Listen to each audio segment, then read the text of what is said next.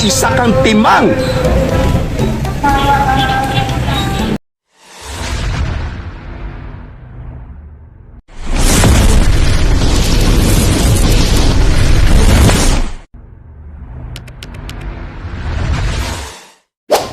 Ay, gabayan mo ko ito.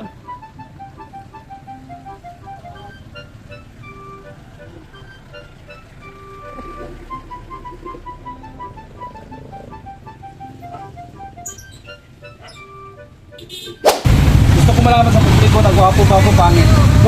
Gwapo? Oo, may panalo ka. Hindi ko matanong yun totoo ha, para malaman ng publiko. Gwapo ba ako pangit? Ha? Ayo. Gago! Gwapo pangit? Ako po. Gwapo? Hindi totoo yan. May tagsigita kayo. Gwapo. Boys, alam na ng publiko ko sa talagang gwapo si Kuya Ako TV ha. Hindi totoo yan. Kamay kayo, kamay. Ano sa inyo?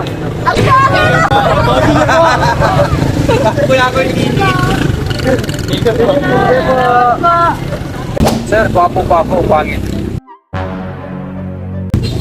Lahat naman tayo na May tsura. Pero hindi, yung dalawa lang. Gwapo. Uy, dahil gwapo ako, mayroon kang 50. Pag surprise yung ating makiting na traffic enforcer. Traffic enforcer. Yun. Ano pangalan mo, sir?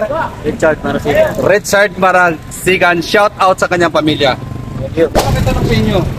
Yung totoo ha, sabi ko totoo, kailangan malaman ng buong mundo kung gaano ba kagwapo si Kuya Ako TV. Gwapo ba ako pangit? Gwapo po, kuya.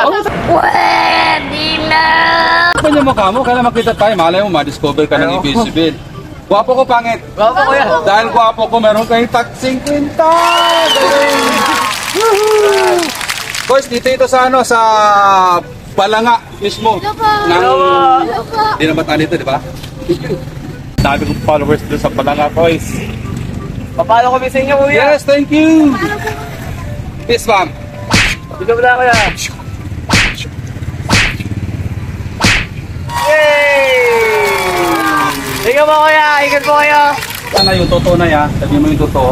Gwapo ba ako pangit? Ha?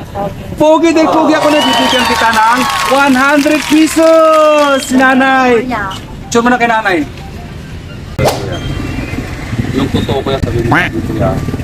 Gwapo ba ako pangit? May tsura. May tsura. Ispa mo kuya. Ispa, may tsura pa. Ito kuya, pamirinda mo kuya. Pamirinda mo. Can anybody out there, yeah?